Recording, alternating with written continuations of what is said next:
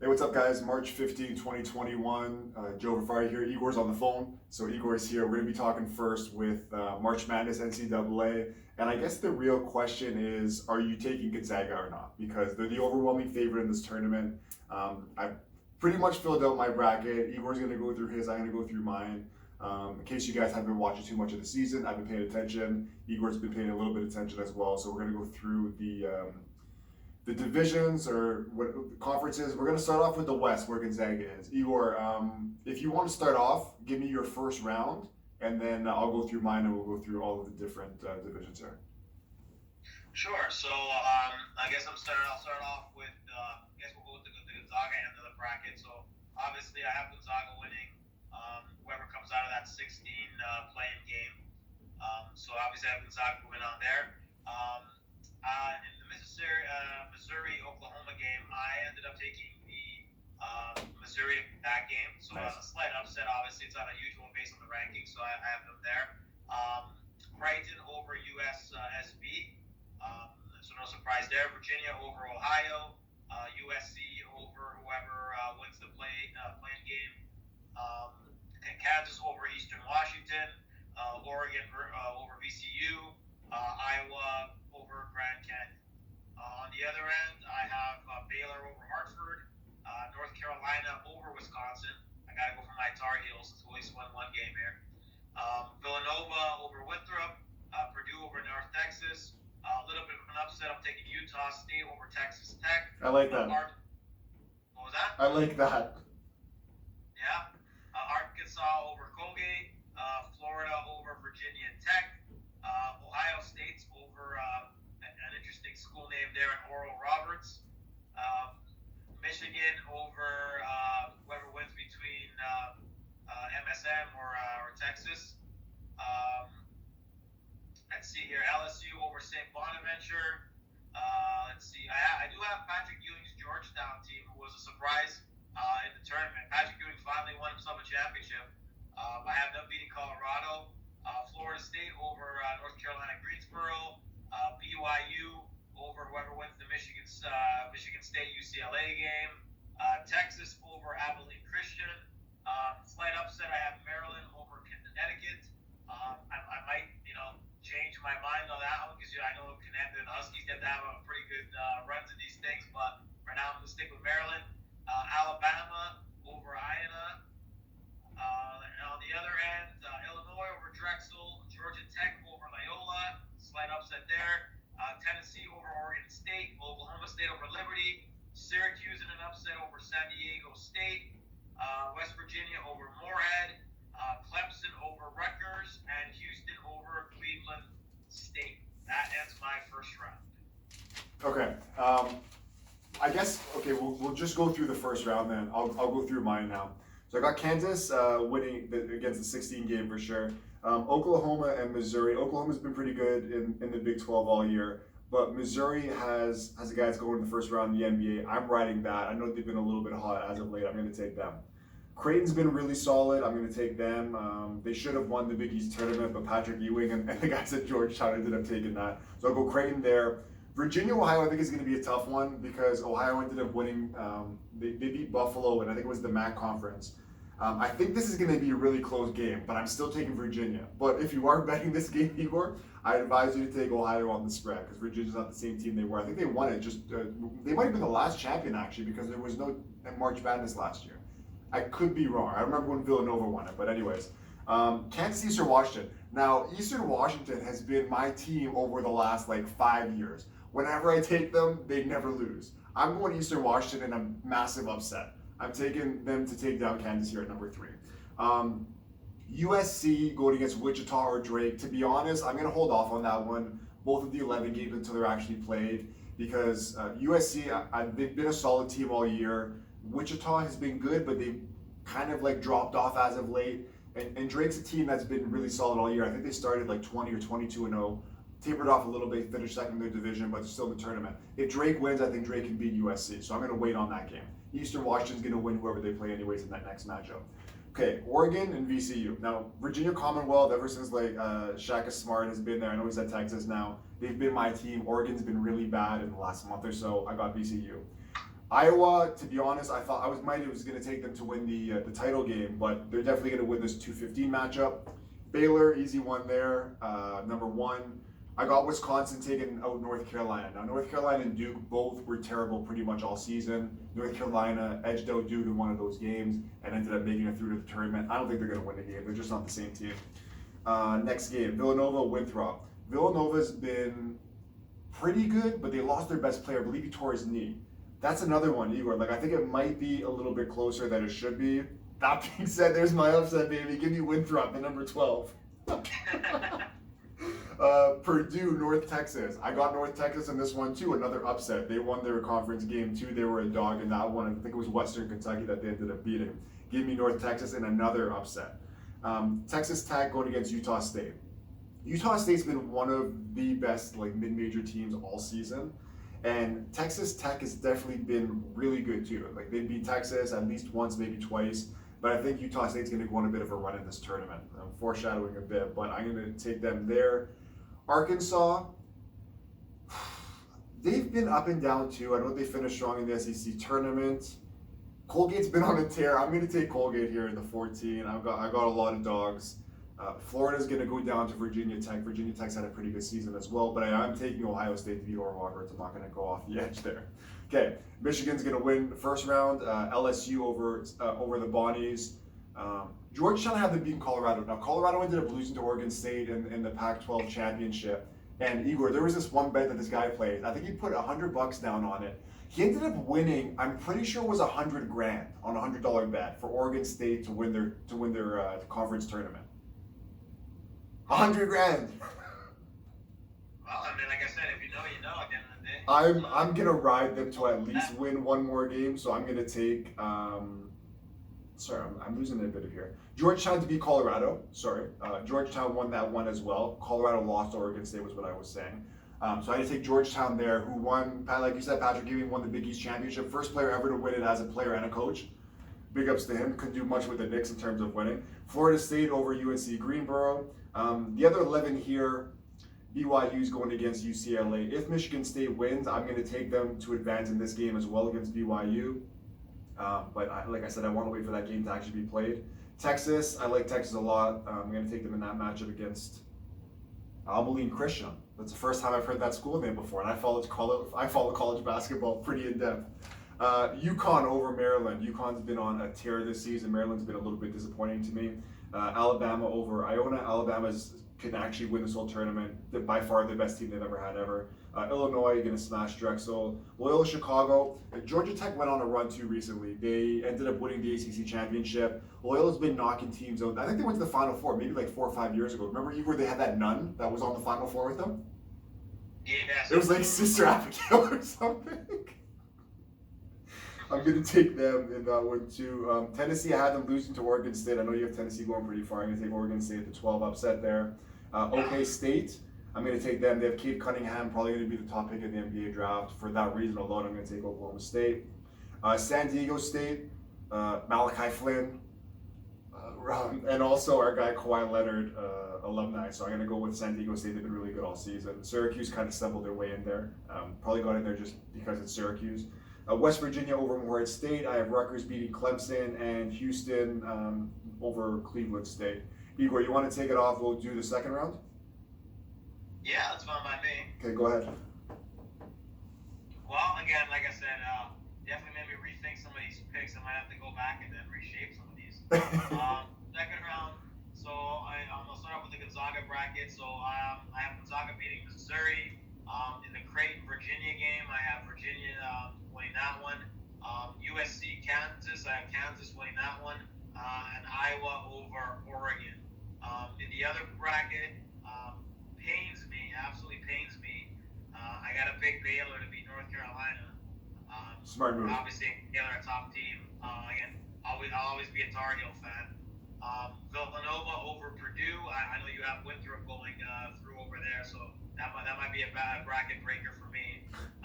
Arkansas over Utah State. Ohio State over Florida.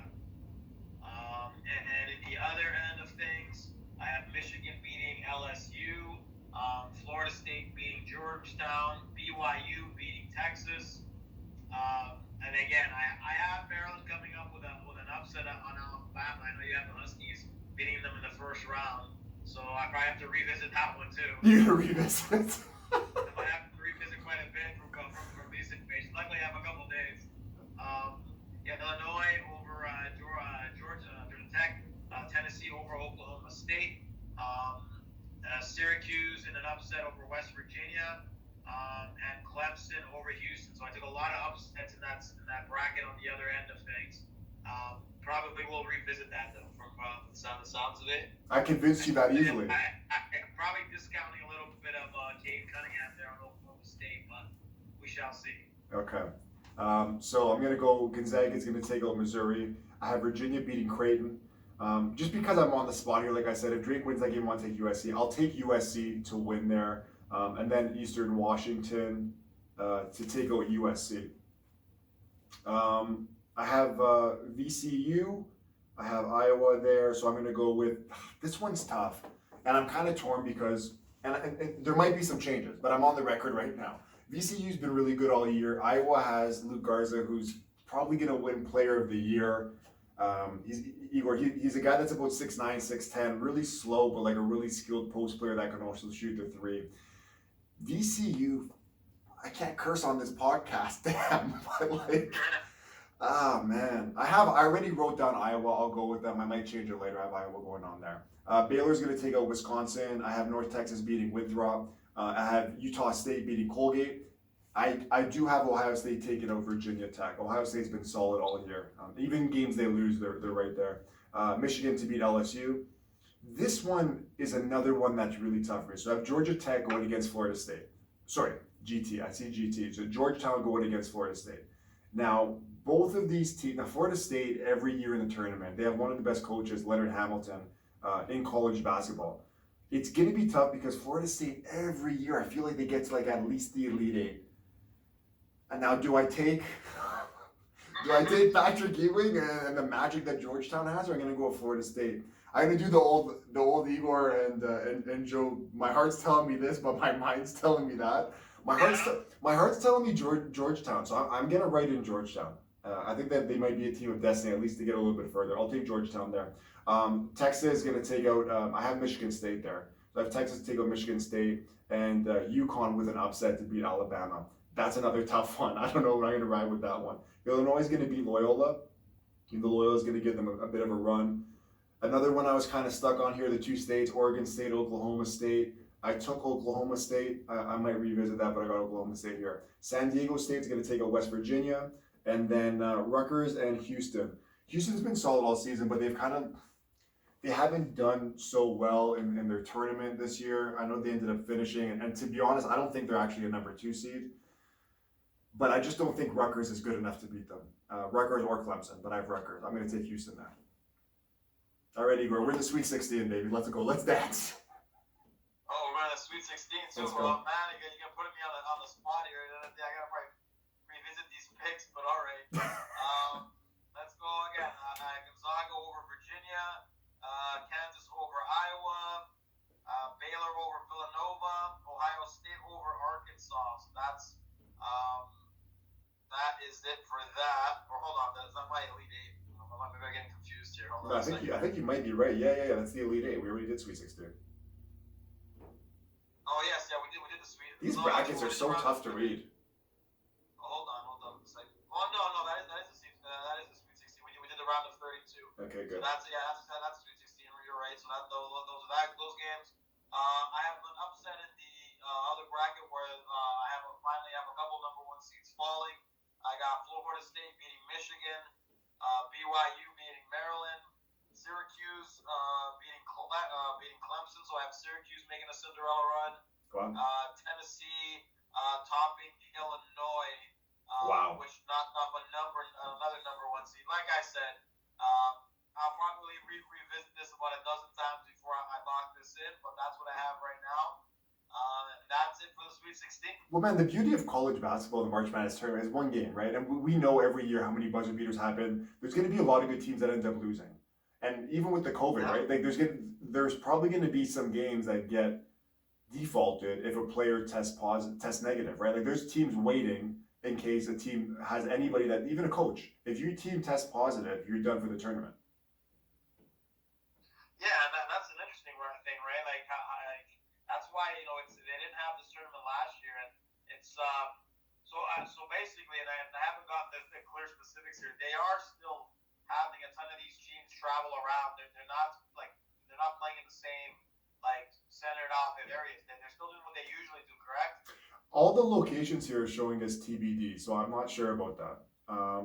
To be honest, I haven't looked into where they're actually playing. It would be really smart to put them in some kind of bubble, whether it be like what's it called, like the Dallas Cowboys Stadium. I don't even see. Oh, it says all games being played in Indianapolis. There you go. So they're playing at the Colts Stadium. So that probably is a smart idea to try to keep everybody in one. Yeah, no less travel. Exactly. Yeah. That'll be interesting to see how the college kids deal with that. Again, that might be a discipline type thing too, if anyone's going to be able to keep up with the restrictions. Yeah, but I think that what they're doing here is that could be a storyline. Well, the thing is, like, it's starting on, I believe, here the 19th, right? And then the finals is on the 5th, but most of the games are being played between the 19th and the 30th. And to be honest, like the first 19th, 20, 21, and then you got to think every game, half the teams are being eliminated every day, right? So there's even less chance. That's fair. So I think I think they should be fine. Probably with less travel and stuff like that, it probably makes them obviously a little bit less tired. It might be a little more energetic in the games. Yeah. And again, it doesn't give anybody any advantages in terms of being in specific regions and sort of playing at home. So yeah, no fans. As far as I know, there's no fans. Yeah, I'm almost certain there's no fans. So there's going to be no advantages here for anybody.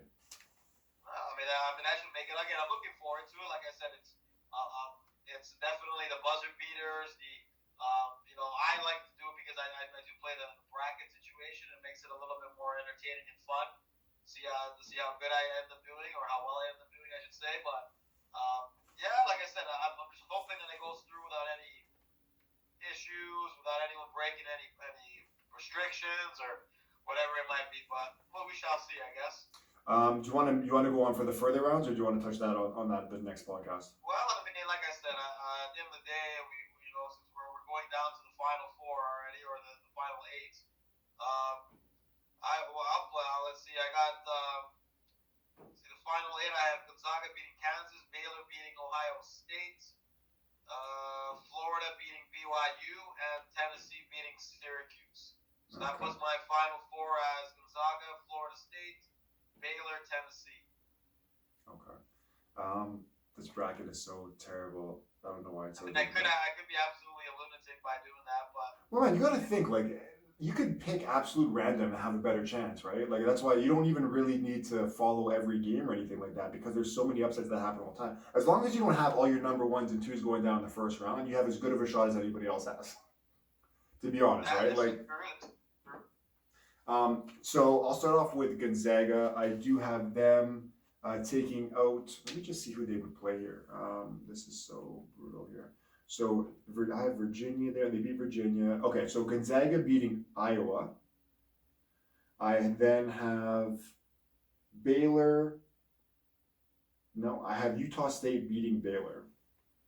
Oh, interesting. Wow, If I could even, because first I had Ohio State beating Utah State, but I got to change that up because I don't know why I did that. I'm going to take Utah State to beat Ohio State and then Utah State to beat Baylor. Now, like I said, I doubted. I'll go to the Midwest Division, and okay, so I have Illinois winning. Illinois is really good. Obviously, they're number one, but they were borderline number one going into it. I'm going to take Illinois to beat Oklahoma State. I know Parker ended up taking Oklahoma State, I believe, losing in the finals, which. I know there were four, but like I said, like Cade Cunningham, he's like a 6'8" kind of point guard. They're comparing him almost to like a Grant Hill. I only watched one game of him this year. It was a double overtime. I don't know if it was a loss or not, but I watched the double overtime and he shot like 1 for 9 in the double overtime. So it was a bad first impression I have from him. Apparently the kid's incredible. Sounds like a Ben Simmons performance on UCLA. No, but he's actually skilled. He's actually really skilled. I'm going to take Illinois to beat Oklahoma State. And then I did doubt Houston all year. I'm just thinking, you know what? No. I'm going to take San Diego State to beat Houston.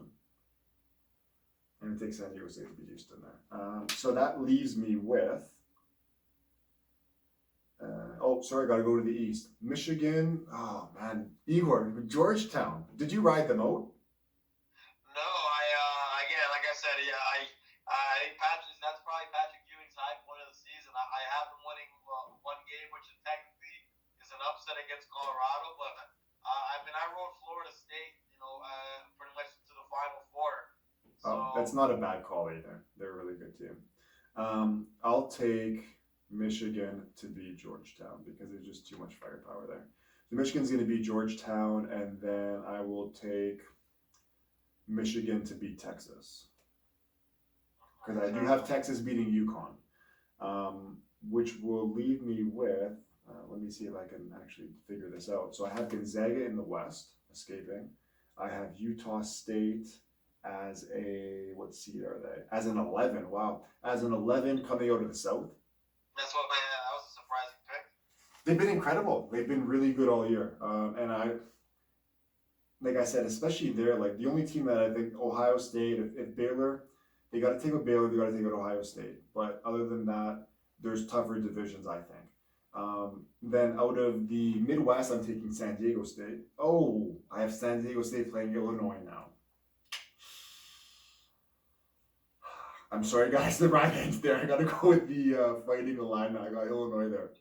So I'm going to go Illinois in the Midwest, in the South Utah State, in the West Gonzaga, and then in the East, I'm going to have to go with Michigan.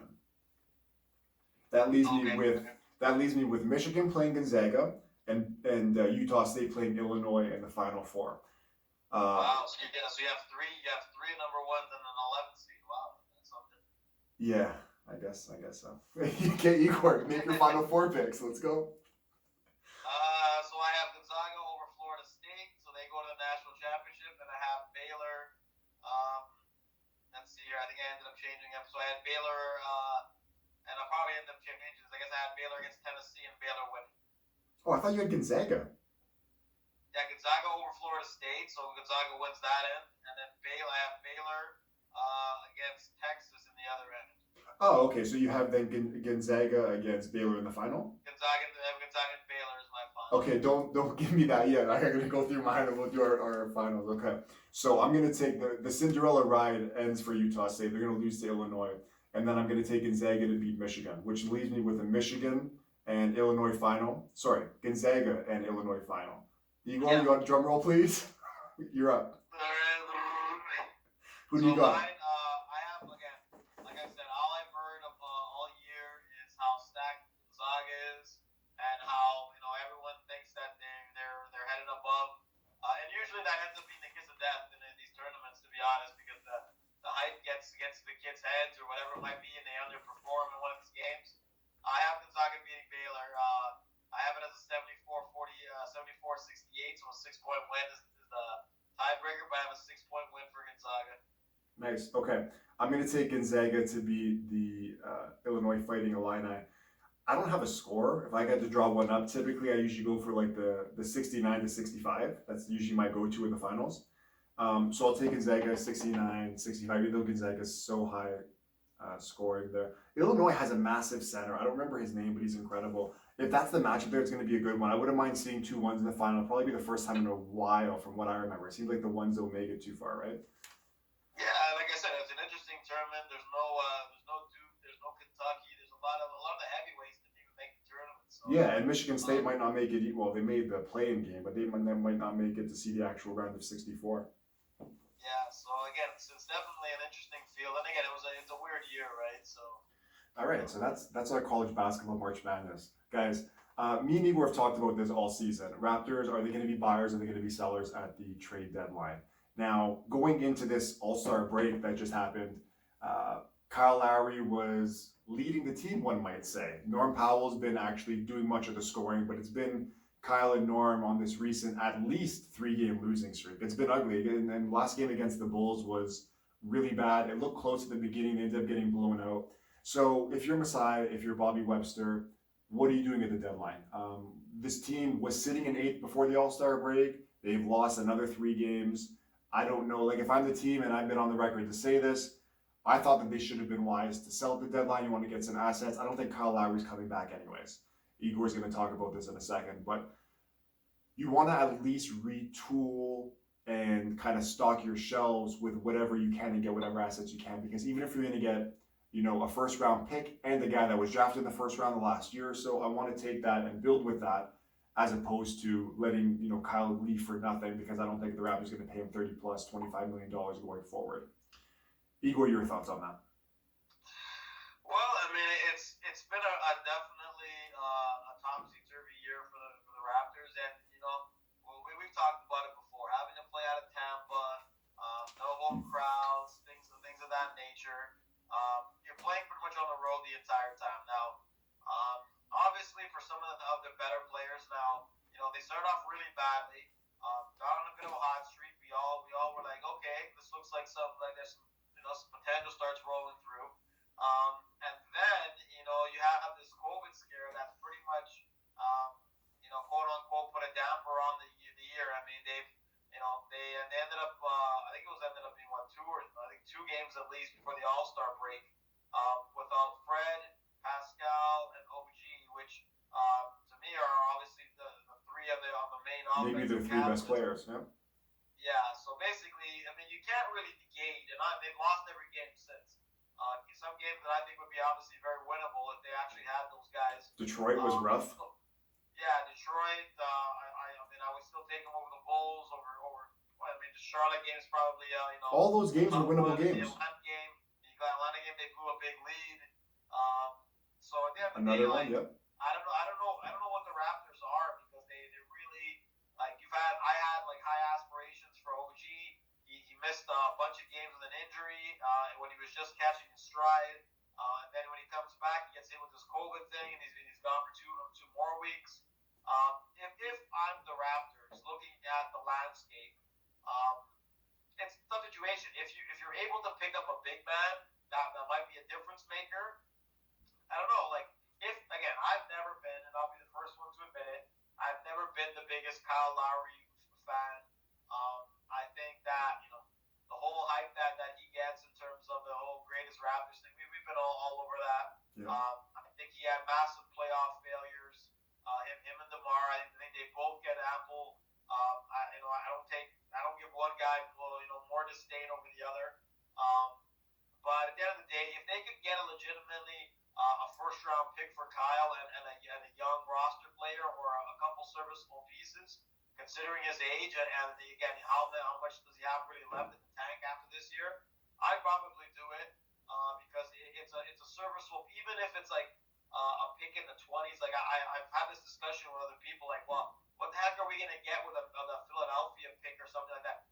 You just never know what kind of draft capital you're able to get, and like what your scouting system. I mean, let's be real here. They were having discussions this last year or pre-bubble when Pascal was making the All-Star team, that him and Ben Simmons were like 1-2 in that draft in terms of what's been put forward there. Yep. Pascal was a 24th pick, a late round pick in that draft. So like even if you get a 27 or 28 pick, it's still a serviceable situation where if you scout properly, you can get a pretty decent player and fall in your lap. You just never know. Or you make a trade and then you move up with your own. It just gives you more assets. So yeah, I would probably trade Kyle because at the end of the day, he probably won't be back. And if you don't think you're going to win the championship this year or be a legitimate contender, then sell him off.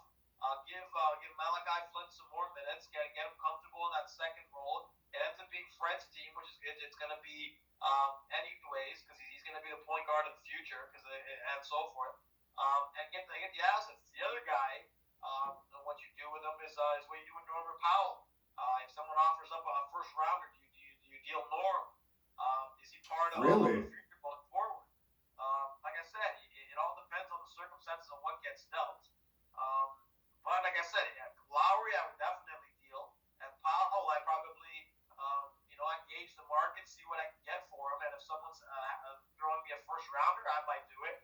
I don't know, Igor. I think I have some hot takes. I think that one is a little bit too much. Now, hold on. Because the thing is, now at the beginning of the year, we talked about Norman, how bad he was. He was coming off the bench, and it was getting to the point where it's like, this guy's had a contract year. What's he doing? And he was atrocious all season. But then what happened was the season kind of picked up. Guys went down with COVID or whatever it happened, injuries as well. and he's, dare I say, put this team on his back. Norm's been incredible, and he's obviously playing for a new contract, and he's going to get paid probably similar, if I had to guess, similar to what OG got this summer. I don't think you can trade Norm. Now, I don't think he's going to be restricted because he already got his second deal, which would make him unrestricted. The question then becomes, does he want to come back to Toronto? He should have all of the opportunity to succeed with, like you said, I don't think Kyle's going to be here. There's four guys there. Now, can you look at the team and say, hey, like I want a starting spot somewhere else? Maybe if he wants to go to a team like the Knicks or Sacramento, right? But I think that with the Raptors here, you have Kyle will be gone, so you have Fred, Pascal, OG. That's your 1, 2, and 3, or 1, 3, and 4, depending on how you look at it. And I think that, if he comes back, he's a guy that can average you 18 points a game next year easy, as maybe like your third best starter. Well, like I said, I mean, it all depends on how much. Well, again, the Raptors, I guess they do have the majority of guys, the four guys locked into long-term deals. It really depends on what they see if Norm is going to be a part of the future or not. If you don't think you can re-sign him, then again, he's an unrestricted free agent, so you're not going to get. You're not going to ask him maybe get you sign a trade, I guess, but you might not get hefty compensation for him. It all depends on how you feel the situation. Like I said, potentially, I agree with you. Norm, when he's playing well, and he's a substantial player. But it's the whole thing of it, the consistency and so forth. So again, that'll be an interesting. He's definitely a guy that is going to garner some interest, and we'll see what happens with that. But if you're going to sell, obviously, I think that the two primary guys that would be going would probably be Lowry and it would be Norm, right? Because I don't think you're definitely not getting rid of. Boucher's made a lot of great strides. They'll probably get calls on Boucher, but they're not going to deal him. They're already thin at center to begin with. And again, I think it's either Norm or Kyle that you're gonna sell. It's those two. I don't see anybody else that would bring substantial value or worth trading at the end of the day, unless someone's gonna bite and give a second round pick for Stanley Johnson or something. Oh my God. I wanted to get to Stanley Johnson. So even I'm looking the Raptors for the last who knows, at least I want to say 5 years, their strength has been their bench, right?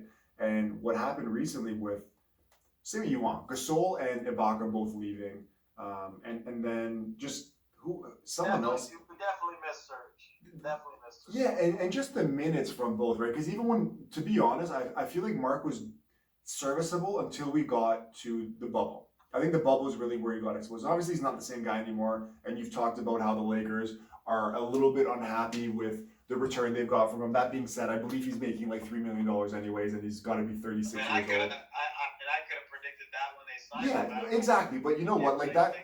That contract will be earned in the playoffs, right? Because especially, we talked about this, if Anthony Davis he's not going to be 100%, that we know.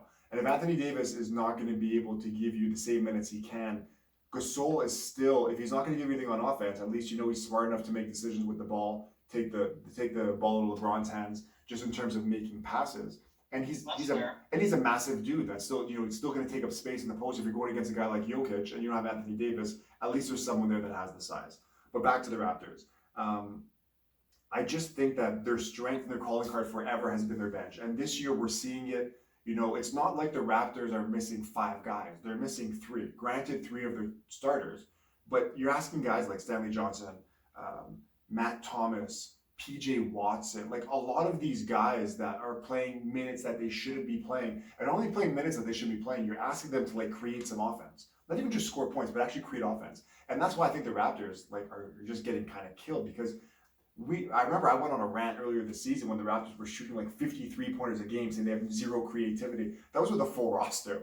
And granted, they've been a bit better, but there's just, like I said, if you don't have the bodies and you don't have the depth that you used to have, this team now, we're really seeing them shoot themselves out of a playoff spot. And the question has to be asked that we've been talking about for the last 15 or 20 minutes. Do you sell at the deadline, or do you kind of hold on to this hope that you get into a play-in game, and finish 10th or something and end up playing somebody for a hope to get into the postseason? Or do you want to kind of cut your losses on this season that we talked about earlier when we did our shows at the beginning of the season? It's a lost season, COVID, You're in Tampa, you're not at home, your fans aren't there. Hopefully you get a lottery ball to fall your way. Even if you finish 9th or 10th, you don't have to tank the season. They're not going to tank. The Raptors always play hard. But that's something that has to be talked about. And because I just think that at this point it was sink or swim, and the Raptors, due to COVID, kind of forced their hand. They're sinking right now.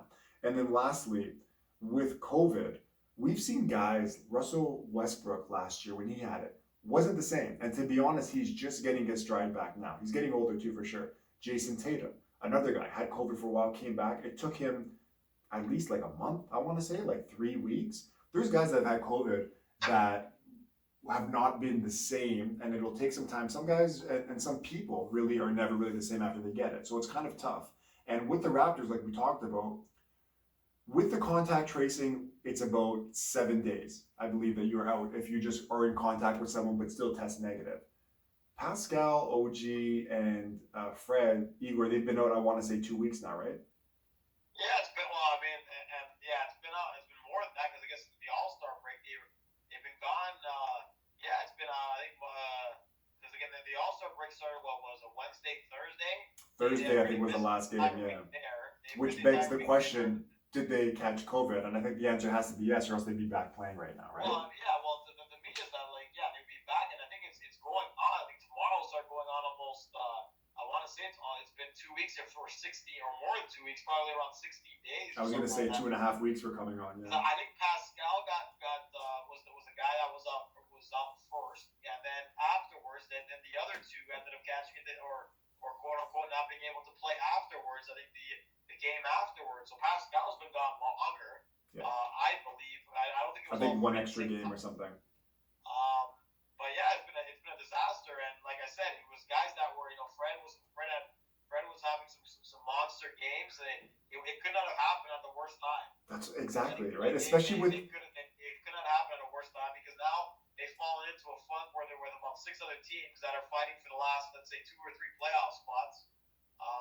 And yeah, like I said, it's a sink or swim situation, but you haven't really gotten a chance to really see what these guys can really do as a full unit, strength. because from one thing or another, something's always been going wrong. And I would venture to say that they probably have very few games when the entire roster's been healthy.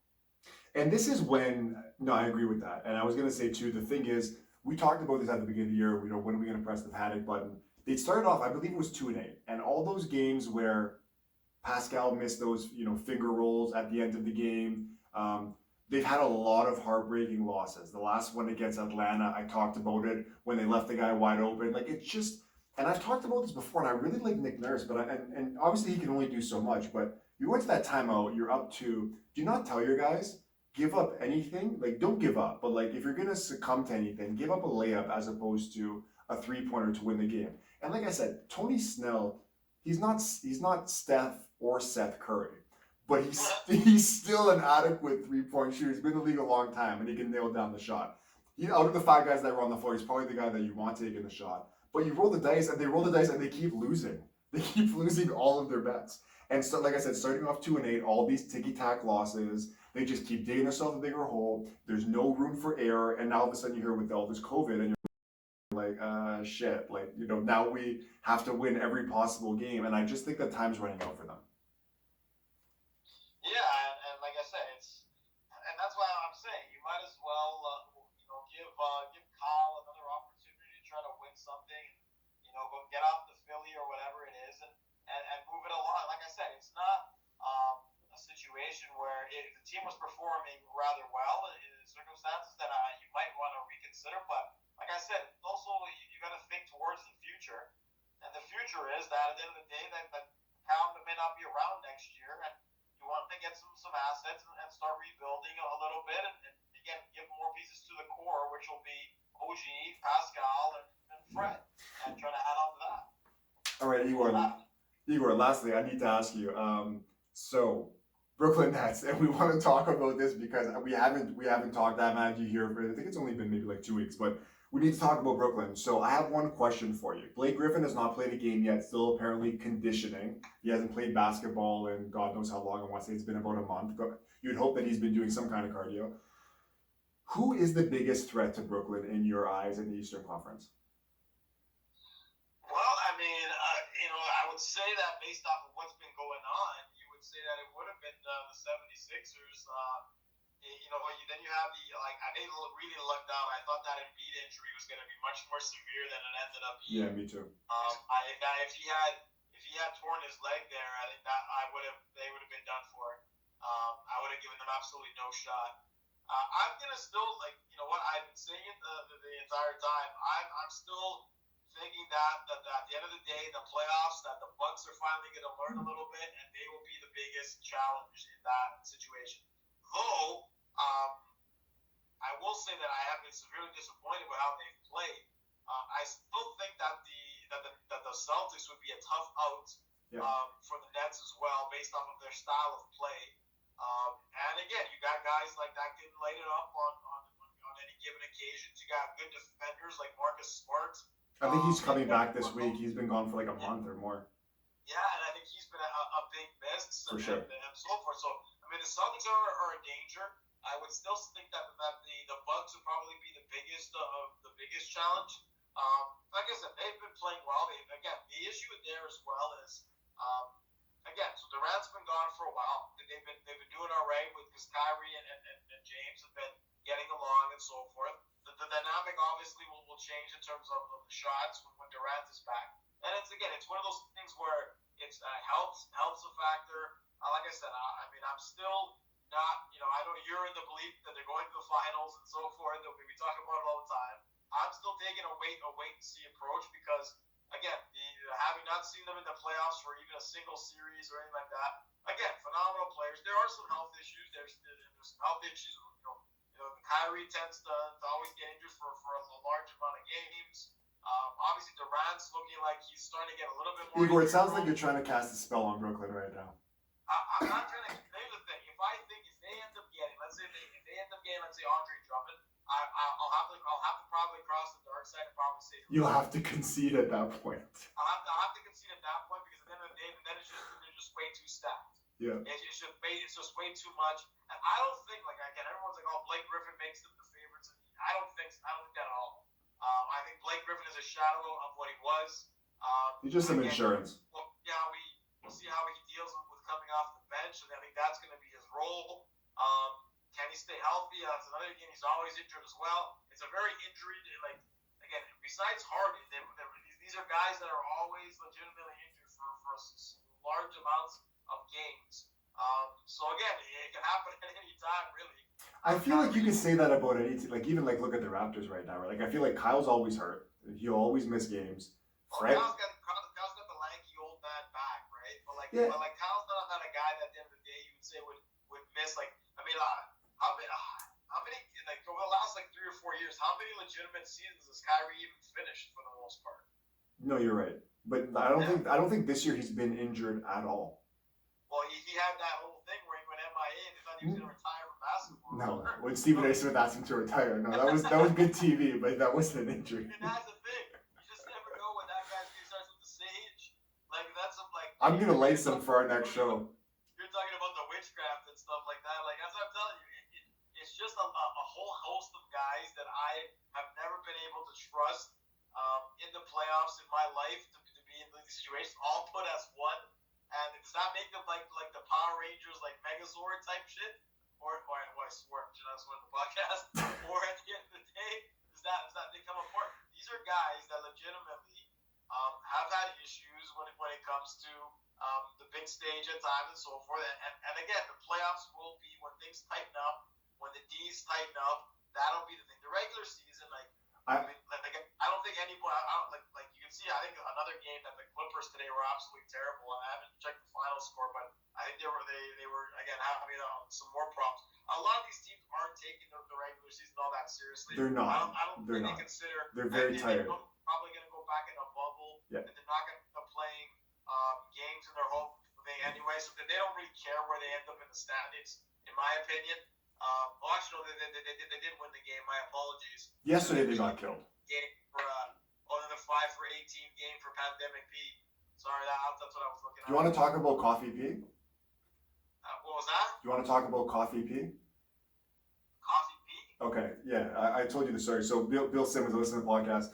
He was just as irate as I was. Now I'm a big I guess Kawhi guy. Been a Clippers fan since I was in grade 9.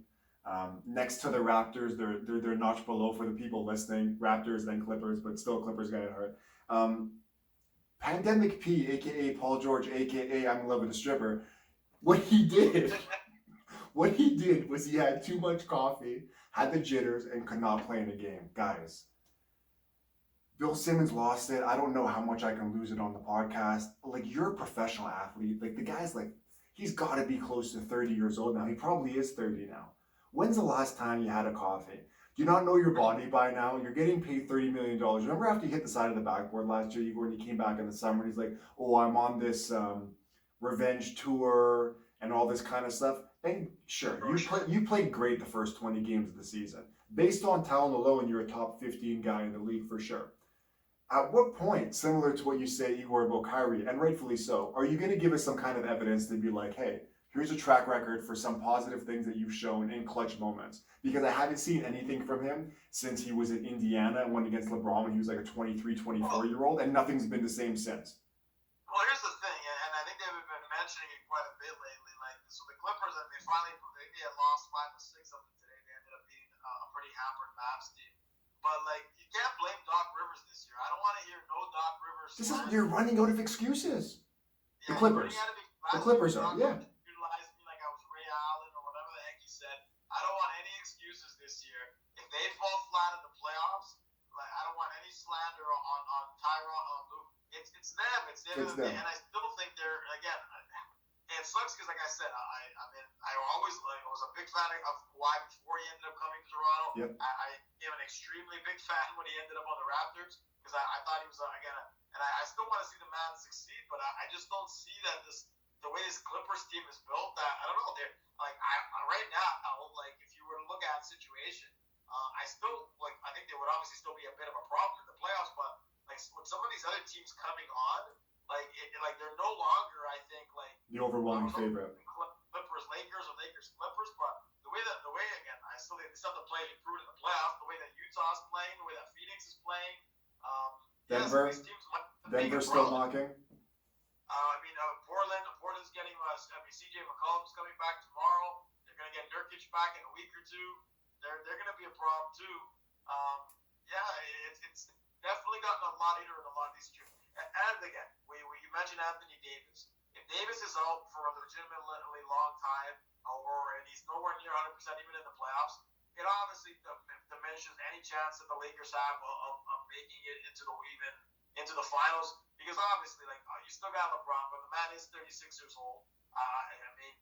Without Davis in there, obviously, I think it would be with the current team at least, I think that would be a huge feat considering the teams out west. So it's a wide open situation.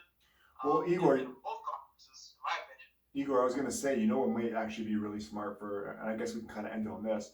What would be really wise for the Lakers to do, because like I said, just based on Anthony Davis has pretty much the same thing that Kevin Durant had 2 years ago, and we saw how that ended when he came back too soon.